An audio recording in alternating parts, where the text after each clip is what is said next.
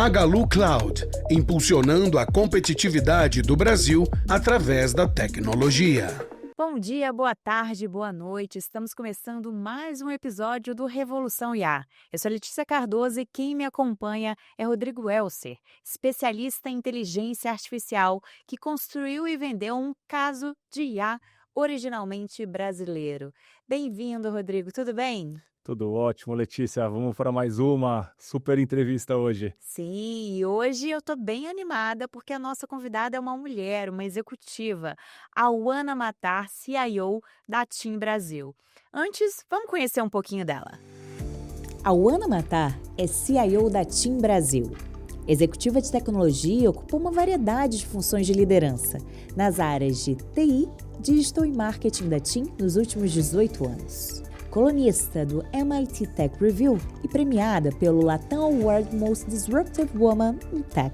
É graduada em Processamento de Dados e pós-graduada em Gestão Estratégica da Informação pela Universidade Federal de Minas Gerais. Tem formação em New Ventures Leadership pelo MIT e High Performance Skills pela London Business School.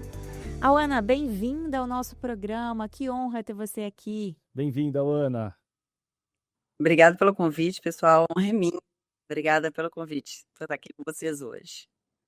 Auana, antes da gente começar, eu queria dar uma mensagem. Queria falar para você que está assistindo a gente no YouTube, para você se inscrever no canal do Neofeed. Se você gostar desse conteúdo, deixe o seu joinha, deixe um comentário aqui embaixo e, claro, compartilhe com os seus amigos. Auana, a TIM tem uma ambição grande, né, de capacitação de funcionários, de capacitar todos os funcionários, mais de 10 mil pessoas. Eu queria entender como é que está esse projeto, em que nível é essa capacitação. Vamos lá, Letícia. A gente criou no ano passado, em agosto do ano passado, a gente criou a AI Academy, que é um programa de capacitação aqui dentro da companhia, onde a gente tem a ambição de tocar 100% dos colaboradores, né? Então, são um pouco mais de 10 mil colaboradores. A gente está falando desde o estagiário até o presidente. O objetivo da AI Academy é a gente tocar num letramento sobre AI, então fazer com que todo mundo da empresa conheça minimamente o que a gente está falando e consiga entender, fazer uma análise crítica, né, no seu contexto daquilo. E aí, de acordo com os casos de uso e como a gente especializa as implementações em cada área, essas áreas são treinadas olhando o seu objetivo específico. Então, por exemplo, a nossa área de tecnologia, ela é treinada no detalhe para construir agentes, para discutir com os nossos integradores e com os nossos fornecedores de cloud as melhores soluções, falar de arquitetura de AI, de segurança, de proteção de dados, de tratamento de dados. Então, um time que vai bastante profundo nos temas, né? Toda a empresa, a gente faz um treinamento sobre Copilot, né? Dentro do nosso Office 365, para que as pessoas entendam o que o Chat Copilot faz, como que eles podem usar no seu dia a dia. Então, o que a gente chama de um letramento em AI, minimamente para todo mundo, para que todo mundo comece também a desenvolver essa análise crítica sobre o seu próprio trabalho, como que ele pode evoluir. E, Auana, essa pergunta, essa iniciativa de capacitação é algo que está na agenda da grande maioria das empresas, em nível C-level, e com vários jeitos de começar. Na experiência que você teve com a TIM e nessa escala, o que você teria para compartilhar com a gente em termos de aprendizados, do que deu certo e também do que não deu certo para compartilhar para quem está começando nisso, eventualmente ter uma cautela ou não evitar? Tá. Rodrigo, o que não deu certo, né? No início, se a gente pensar lá, setembro de 22, quando apareceu o ChatGPT, foi um boom e, como em qualquer lugar, acredito, as pessoas ficaram super curiosas sobre generative AI, etc. Então, cada um começou a procurar, a área de TI era bombardeada pedindo acesso à ferramenta, começaram a acontecer uma série de reuniões, pedidos de treinamento em paralelo.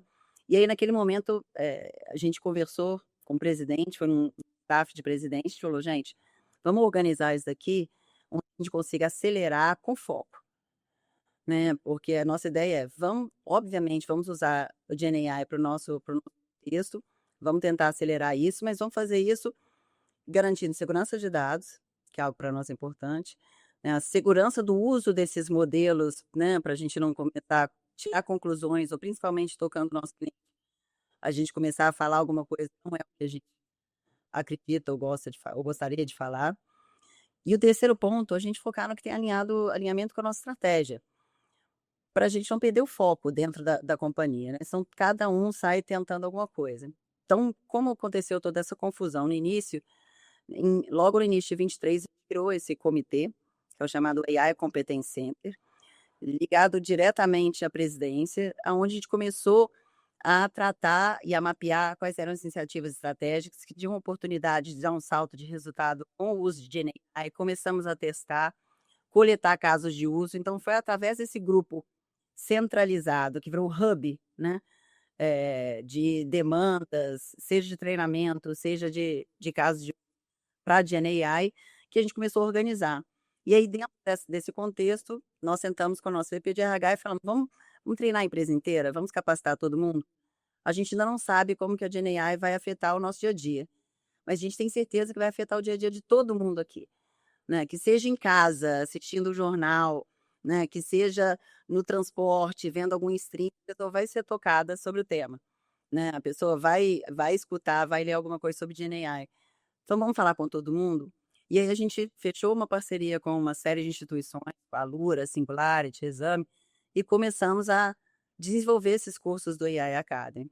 Começamos com letramento para todo mundo, a gente tem uma trilha específica para o C-Level, que é junto com a Singularity, onde a gente toca assuntos mais estratégicos, mais sensíveis, e tenta trazer para a discussão de estratégia mesmo o tema da adoção da GenAI dentro do nosso contexto. Foi com essa estratégia de criar o Competence Center AI e com esse foco organizado, eu diria, que a gente conseguiu implementar casos de uso que trouxeram, de fato, resultado em escala, para mexer com a companhia, para, inclusive, incentivar as outras áreas a repensar seus processos, né, e abrir aí a mente para essa mudança.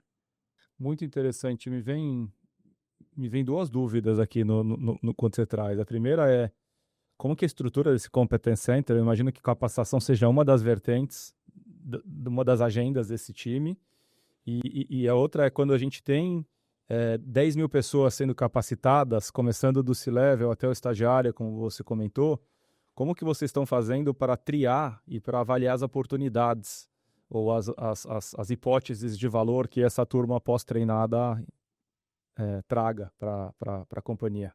Bom, então, como está estruturado? Esse Competence Center nasceu como um grupo de 8 pessoas conectadas à presidência, tá? Tinha, na época, a minha liderança, aonde a gente tinha os executivos estratégicos de algumas áreas e uma consultoria atuando junto com a gente, para a gente, por um lado, definir toda a parte de guardrails, arquitetura técnica, parceria, e colocar os parceiros aqui dentro com a gente para experimentar, processo de experimentação, a gente mapear aqueles casos de uso, qualificar os casos de uso em todas as áreas, identificando quais tinham relação com a nossa estratégia, qual impacto poderiam causar no negócio, versus o esforço de implementação, né, porque tem muita coisa que a gente já tem pronta, tinha algoritmo que tinha que ser desenvolvido, então esse também foi avaliado, e o tema da capacitação. Tá? Então, são esses 3 pilares. Nesses 3 pilares, a gente começou a avançar em paralelo. Então, quando você fala da estruturação de escolha dos casos de uso, dentro do nosso modelo, a gente começou um mapeamento, tá? Top-down em todas as áreas da empresa. A partir desse mapeamento, a gente classificou a captura de eficiência ou receita, o resultado que estava atrelado àquele caso de uso, o impacto na nossa estratégia, em relação com a nossa estratégia, e começamos a trabalhar. Foi quando a gente decidiu iniciar com atendimento e com rede, né, com os 2 casos de uso iniciais. A gente decidiu tocar atendimento e rede, porque eram áreas onde a gente via claramente que a gente tinha oportunidade, né, com a aplicação de GenAI. A gente ia colher resultados que são significativos para nós, e a gente estava falando naquele momento ainda de processos internos. Ana, eu queria que você trouxesse alguns exemplos aqui para gente, mas antes, vamos à mensagem do nosso patrocinador. Meu nome é Otávio, eu sou um dos sócios e CTO do Icasei, uma empresa que nasceu há 17 anos para resolver as necessidades do mercado de casamento. Uma das principais questões que a gente nota que a Magalu trouxe para a gente foi realmente uma segurança na questão financeira. Um dos problemas que a gente tem, acho que toda empresa, né, nacional tem, é exatamente a questão da moeda, da cotação do dólar, que a gente fica muito preso. E a Magalu trouxe realmente não só a cobrança em real, mas a aclimatação desses valores para o mercado nacional, o que faz com que seja muito mais fácil para a gente se planejar. Você está acompanhando o Revolução IA, programa do Neofeed que aborda como a inteligência artificial pode impactar o mundo dos negócios. A nossa convidada é a Uana Matar, CIO da TIM Brasil. Uana, aproveitando, né, a pergunta do Elcer, a sua resposta, você pode trazer alguns cases de sucesso que vocês tiveram aí com agentes na TIM? Bom, um dos casos de sucesso que a gente tem aqui é o uso da Thaís. A Thaís é um copiloto que a gente tem para todos os nossos atendentes de call center. Esse copiloto funciona como um buscador do Google, utilizando o modelo do GenAI, né, com algoritmos do Gemini, onde todos os atendentes conseguem pegar procedimentos, receber indicação de como atuar com o cliente, capturar o sentimento do cliente naquela interação, verificar quantas vezes aquele cliente entrou em contato para tratar aquela demanda naquele momento. Então, com a Thaís, utilizando o GenAI, a gente já conseguiu reduzir, em alguns casos, 30% do nosso tempo de atendimento. Isso significa para nós uma eficiência significativa e, principalmente, quando a gente fala de um NPS, para o cliente, isso é incrível, porque a gente tem ali, numa primeira chamada, a resolução acontecendo, né? Um outro caso, dentro do atendimento também, que acho bem interessante, é o caso do Speech Analytics, onde a gente consegue analisar em tempo real a ligação do cliente, e aí, através de modelos, né, de GenAI, a gente consegue capturar quais são os principais motivadores daquela ligação, e depois a gente roda cerca de 180 modelos especializados que conseguem, de fato, qualificar e dar uma tratativa para aquele cenário de demanda, né? Então, se é sobre troca de SIM porque comprou um aparelho novo, se é sobre a primeira fatura e tem dúvidas sobre como veio o formato da fatura, se é sobre um plano de família que ele contratou e não sabe como adiciona dependentes, a gente consegue chegar no detalhe do que é aquela demanda do cliente.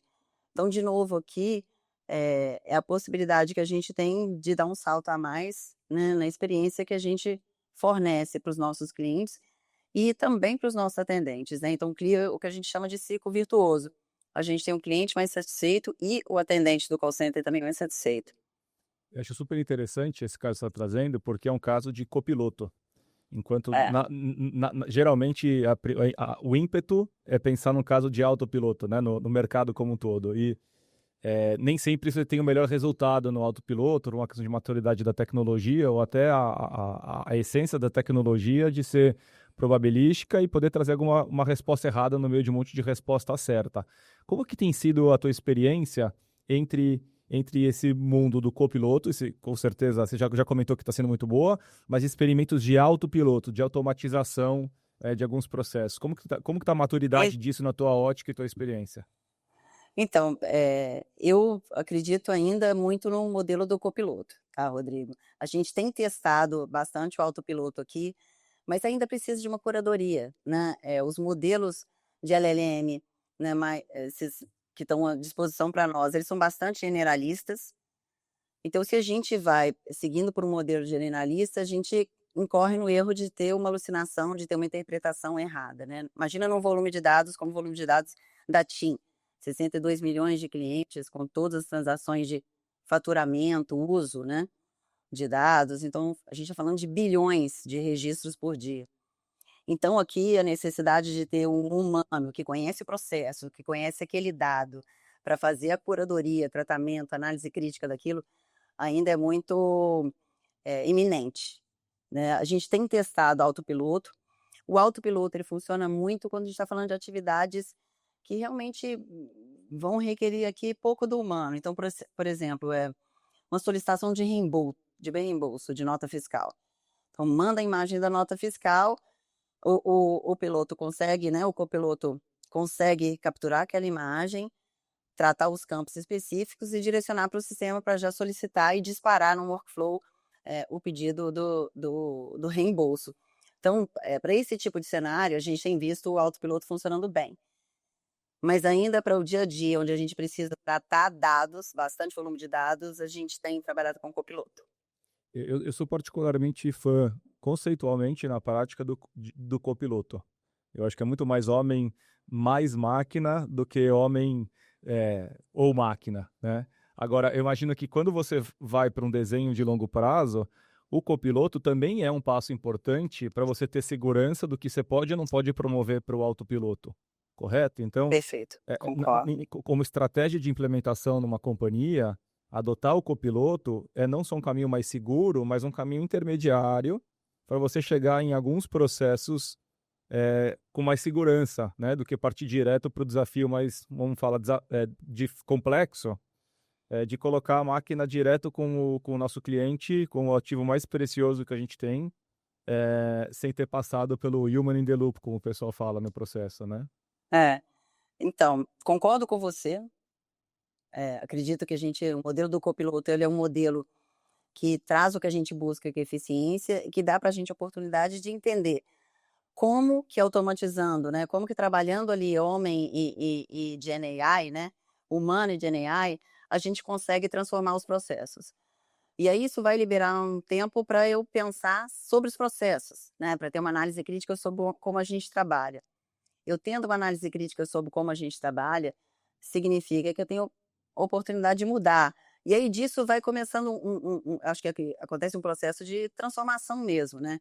O uso dos copilotos aqui vão ser para a gente um primeiro passo para a gente transformar e evoluir a sua organização, né. A gente poderia especular aqui quais são as áreas que têm mais oportunidade de automação e de se transformar completamente, né, com autopilotos ou copilotos, mas são especulações nesse momento, né. A gente vê que a oportunidade é grande, de fato, mas isso significa que a gente precisa se reorganizar, que a gente precisa, né, porque a gente tem oportunidade, né, se reorganizar, revisar os processos, otimizar esses processos e certamente com as pessoas mais livres para pensar, a gente vai conseguir pensar em processos melhores, né, a gente vai conseguir ser mais criativo.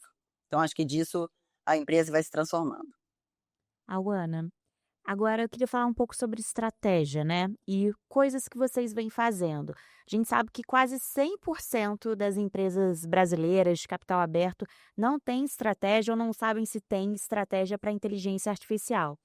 E a TIM, ela é uma empresa que está muito à frente em relação a empresas que estão engatinhando nessa adoção dessa tecnologia. Eu queria que você contasse para a gente a estratégia da IA na empresa de uma forma geral, mas falasse principalmente da automatização da rede em São Paulo e se vocês estão estendendo isso para o Brasil. Bom, então falar um pouco da rede primeiro e depois a gente fala da estratégia. Sobre a automação da rede, a gente implementou no ano passado e escalou no início desse ano um modelo utilizando o GenAI, que é um modelo de manutenção preditiva, né, preditiva preventiva, aonde a gente consegue identificar com uma assertividade de 85% elementos que podem ser impactados por uma falha, então a gente consegue escalonar com os nossos parceiros, né, com as empreiteiras, visitas pré-agendadas nesses elementos, onde consegue ser feita a manutenção, não só do item que está alarmando, mas também outros itens que a gente consegue já detectar que tem risco probabilístico de alarmar. O parceiro consegue fazer a manutenção antes de acontecer uma falha de fato. Aquilo muda o nosso custo dentro da rede, porque a gente está falando de uma eficiência de organização, hora extra que eu não preciso mais utilizar, porque eu consigo me programar, né? Eu e meu parceiro. A gente fala de um impacto direto no cliente, na experiência dele, porque ele não sofre com aquela falha, porque a falha não acontece, a gente age antes. Isso a gente começou a fazer para São Paulo e para todo o Brasil. Tá? Vamos escalar para todo o Brasil. E a partir desse caso, a gente vem com uma série de outros casos, também buscando sempre otimização do uso dos recursos da rede, com foco na experiência do cliente. E aí, falando um pouco da nossa estratégia, né? Como eu disse, a gente criou ali o Competence Center de AI em 2023, ligado à presidência para a gente justamente garantir que os casos de uso e que a gente está tocando com esse grupo, né, que percorre a empresa inteira, eles estão alinhados com a estratégia da companhia. Então, isso só mostra mais um passo nosso de que a gente acredita na nova tecnologia como mais uma das alavancas, né, para a nossa transformação e nosso crescimento. A TIM sempre foi pioneira na adoção tecnológica. Nós fomos a primeira operadora a utilizar a GenAI na rede, né, focado num modelo de manutenção preditiva e preventiva. Então, são exemplos, né, de que a gente acredita bastante na tecnologia a serviço dos resultados e do nosso cliente.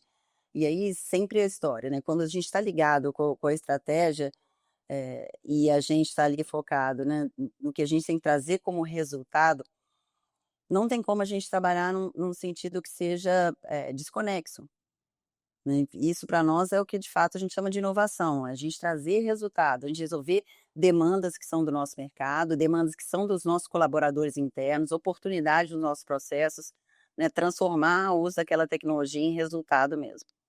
Agora, em que momento que você acha que você está, né, você enquanto porta-voz da TIM, nessa jornada de adoção de inteligência artificial na companhia? E quais aprendizados nesse quesito que você pode compartilhar com as empresas que ainda estão iniciando nesse processo de adoção de IA? Bom, se eu fosse fazer uma classificação, acho que a gente está ainda no momento inicial, se a gente pensar em todo o potencial. Porque a gente está falando de ter implementado o caso de uso no atendimento, na rede, adotar o Copilot, né, o Chat Copilot na companhia. Estamos falando de casos no jurídico, casos na própria TI, né, em algumas áreas de back-office. Então, aqui a gente vem destravando oportunidades, colhendo resultados, mas com o potencial que existe, acho que a gente está numa fase inicial. Né? A gente não está falando ainda de autopiloto, estamos falando de copilotos. A gente ainda não mudou nada na nossa organização em termos de evolução das estruturas, né, organizacionais, enfim. São oportunidades que a gente sabe que vão aparecer e a gente está se preparando para elas, tá? Se eu pudesse dar um conselho, o meu conselho seria, de fato, tratar isso estrategicamente. Criar um grupo que seja ligado ao board da empresa, que consiga organizar o pilar de tecnologia e o pilar das oportunidades de negócio, né? Para começar a priorizar, de fato, oportunidades que vão trazer algum resultado. Então, eu acho que isso é fundamental. Pelo momento que você faz isso, no pilar de tecnologia você trata o tema de segurança de dados, que é super crítico e importante, né, para adoção de qualquer tipo de GenAI, né? Então, isso é fundamental.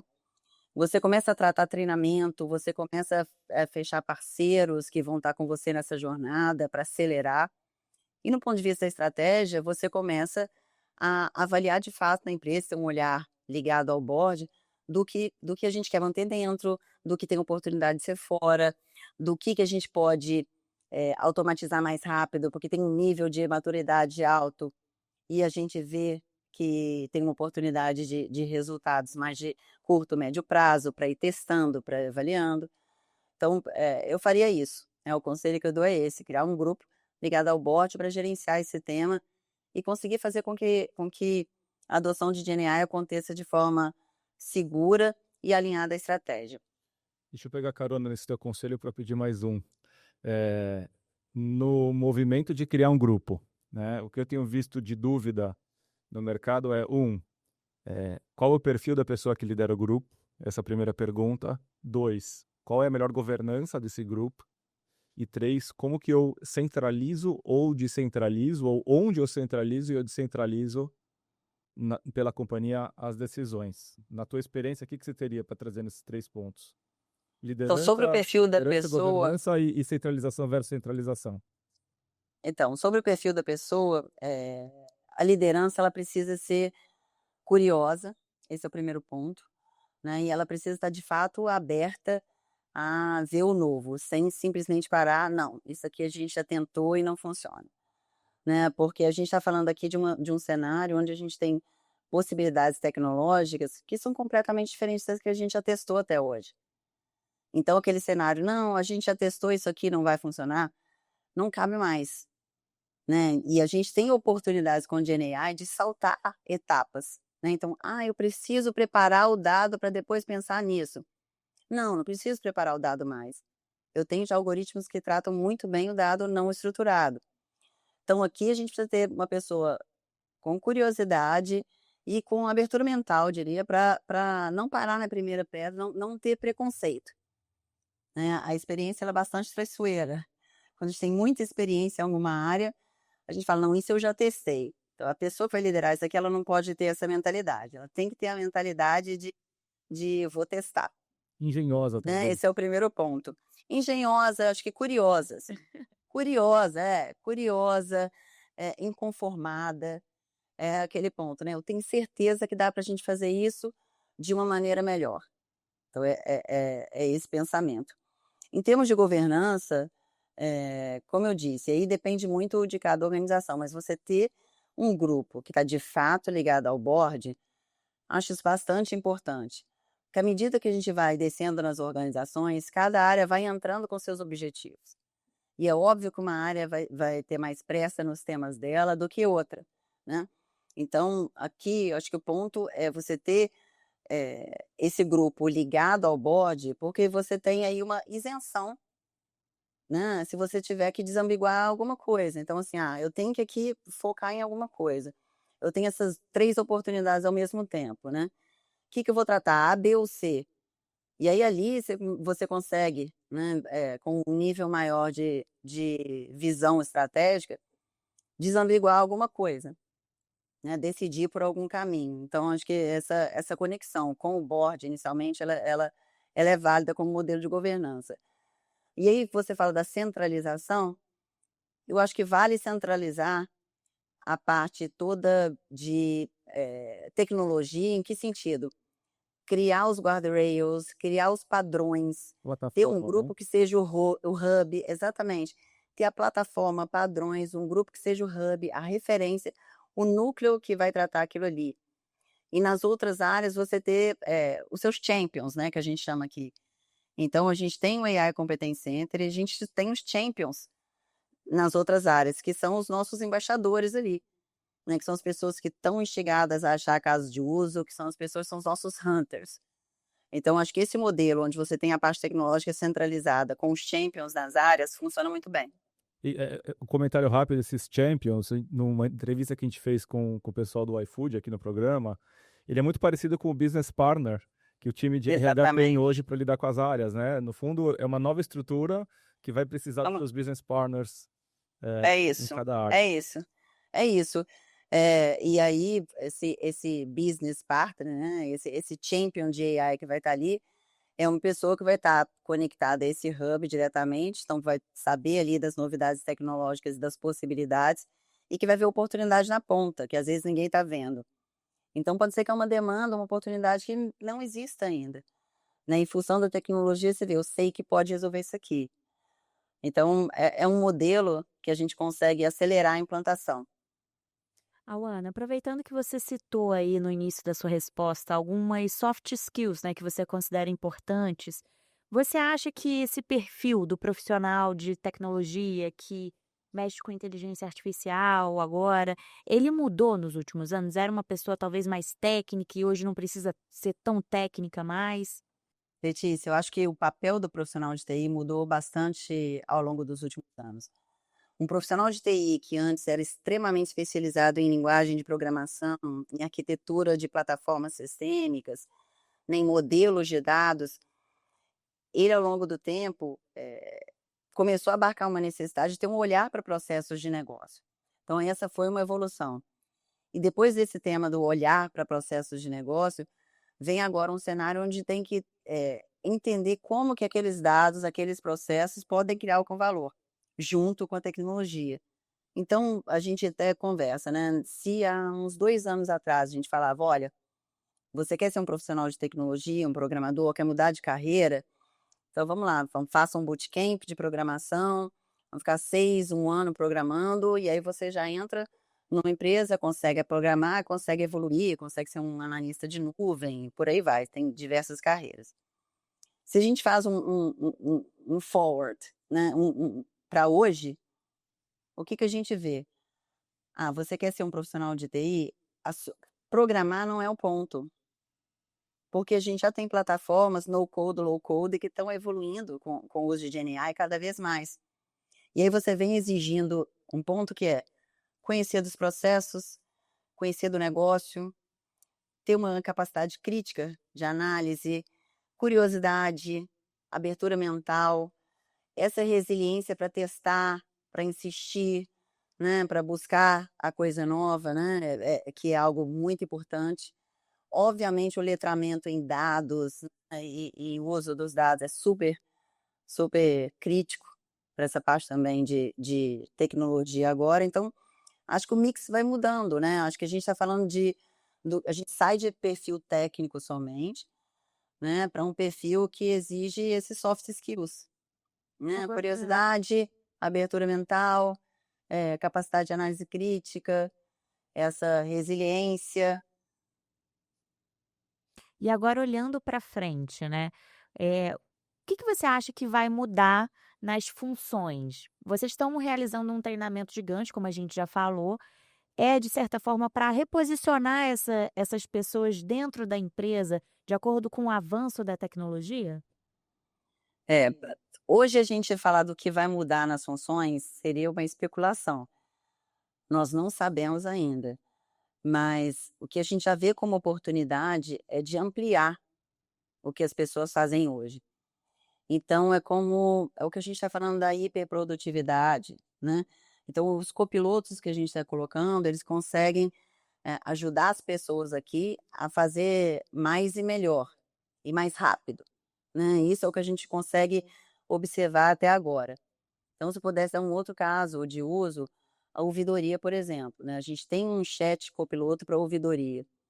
Então, se antes a gente tinha um cenário onde as pessoas conseguiam tratar, né, aquele grupo de pessoas conseguia tratar 60% dos cenários de demanda num dia, hoje, com a ajuda do copiloto, ela consegue tratar 100% e de forma mais rápida. Vamos dizer assim, ela consegue ter mais tempo para análise daquele 100% de demanda que chega para ela. Então, aqui a gente está falando de desbloquear realmente uma possibilidade para aquele grupo. Aquele grupo vai ter mais tempo de análise, né? E aquele grupo vai começar a criar novos processos em cima daquilo ali. O que a gente espera é que evolua o piloto também, né? O copiloto, porque o copiloto vai evoluindo, vai ficando mais inteligente, adicionando funções, e aí aquele grupo ali vai se transformando, né? Então, por enquanto, seria uma grande especulação a gente falar o que vai mudar. A gente já sabe que vai desbloquear bastante a produtividade, então fazer mais, de forma melhor, mais acurácia, ter mais tempo, né, livre para você pensar, né, para você ter essa visão, talvez mais a visão crítica, né, que a gente fala. Então aqui é uma oportunidade de mudar a forma de trabalho das pessoas. Me vem aqui duas observações interessantes no que a Ana está trazendo. O primeiro, tem uma escola em AI que já vem desde 2000 e pouquinho, com o Kasparov, que fala que AI não deveria ser, o IA não deveria ser inteligência artificial, deveria ser inteligência aumentada. Né? É uma crítica ao próprio Bacana. nome. E o teu conceito, a tua abordagem na TIM, ela é totalmente convergente com essa escola. Né? O Kasparov, É isso atrás, aí, quando ele perdeu acredito nisso. quando o xadrista Kasparov perdeu do Deep Blue, ele não perdeu da máquina, que ele perdeu de um conjunto de cientistas que estavam construindo um modelo para ganhar dele em xadrez, né? Então perdeu de homem e máquina. E o segundo conceito que é legal ver a TIM já empreendendo é que, da mesma forma que hoje uma grande companhia se preocupa com crédito de carbono e repor carbono por eventualmente algum tipo de consumo desequilibrado que seja fazendo na natureza, tem uma discussão também de reflorestamento de empregos, né?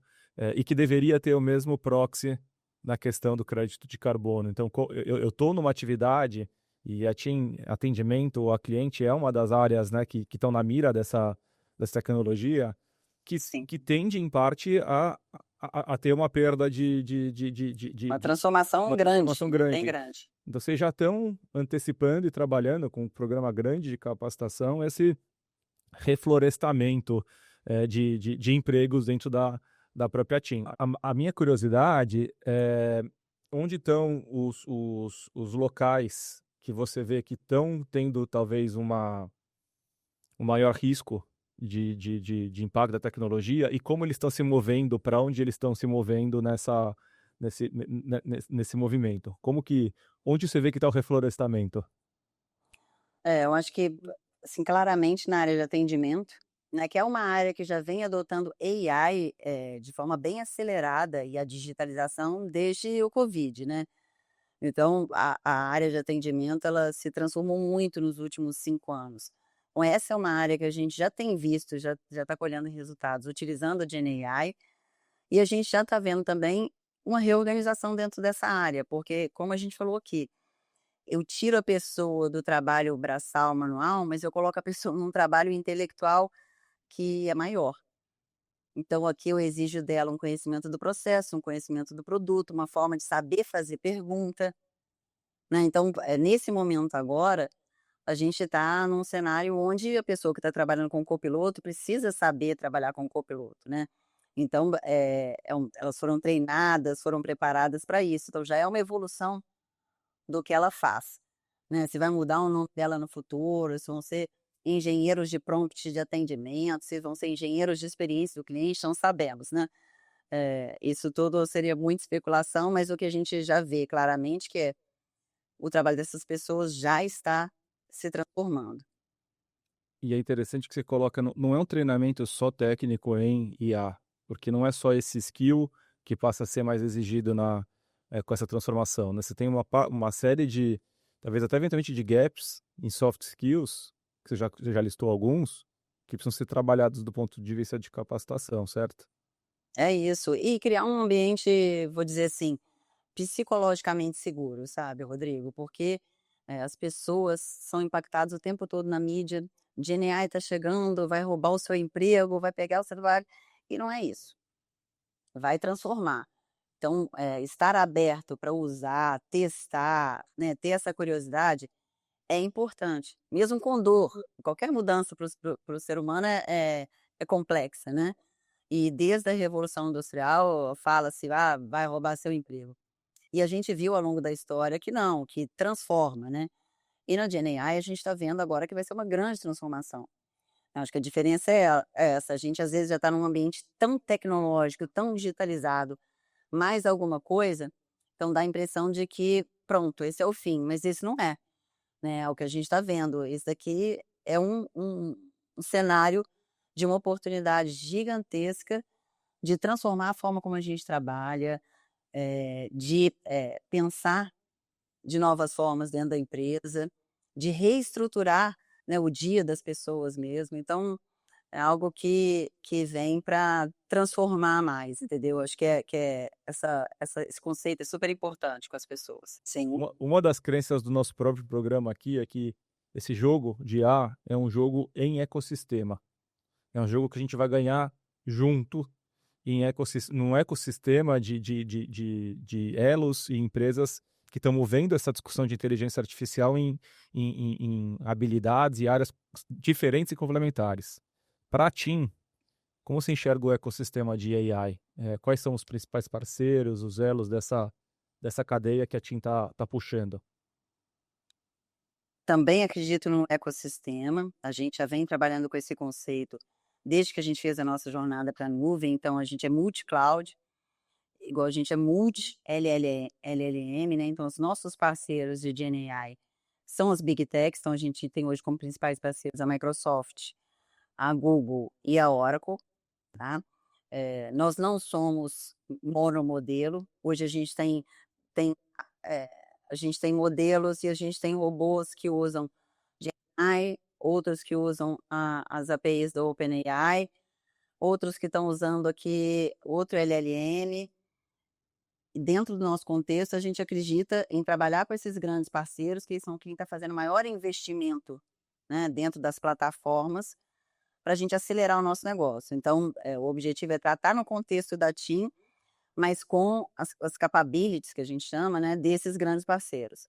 Então, hoje a gente está falando principalmente de Google, Microsoft e Oracle. E tem espaço para as startups brasileiras menorzinhas? Com Como é que foi? certeza, a gente acabou de fazer um hackathon essa semana no Cubo, foi super bacana, onde a gente abriu as nossas APIs do Open Gateway e a gente teve um resultado super legal. Então aqui, gente, são essas big techs trabalhando com os grandes problemas dessa corporação, ou desse mercado, vamos dizer assim, com as grandes oportunidades desse mercado, mas certamente a gente tem oportunidade para as startups que estão tratando ali demandas muito especializadas, que vão existir, esses cenários existem. E para a gente finalizar, Ana, eu queria falar sobre quais são as oportunidades que vocês enxergam nesse sentido de IA. O que vocês pretendem atacar daqui para frente? A gente vai seguir bastante acelerado em todos os casos de uso que tocam a experiência dos nossos clientes. Então, atendimento, campanhas de marketing, toda a parte de digitalização, personalização. Então, né, dentro do nosso app, Meu Team, então a gente tem acelerado bastante essa frente. A frente de rede, porque tem muita oportunidade que toca o tema de eficiência e que toca experiência e qualidade, então para a gente isso também é fundamental. E a gente entra numa visão cross, onde a gente pega aqui todas as áreas, vamos dizer assim, de suporte na companhia, ou todas as atividades de suporte à companhia, onde a gente tem muita oportunidade com a gente. Então, atividades dentro da tecnologia, atividades dentro da própria rede, atividades dentro do comercial, do RH, do jurídico, a gente fala aqui de agentes que podem ser aproveitados nessas áreas como um todo. Então, aqui como se fosse atividade de suporte. E você acha que a IA ela tem a função, né, de fazer a TIM ganhar mais, melhorar seus resultados financeiros, ganhar mais protagonismo no mercado? Qual que é a sua Eu visão? acho que a GenAI é mais uma tecnologia que chegou como um grande habilitador para destravar casos de uso dentro da companhia. Então, é mais um habilitador para que a gente possa fazer mais e melhor. Obrigada pela sua participação, pelo seu tempo. Obrigada a vocês pelo convite. A você que nos assistiu, obrigada pela sua audiência. O Revolução IA volta em breve. Até lá!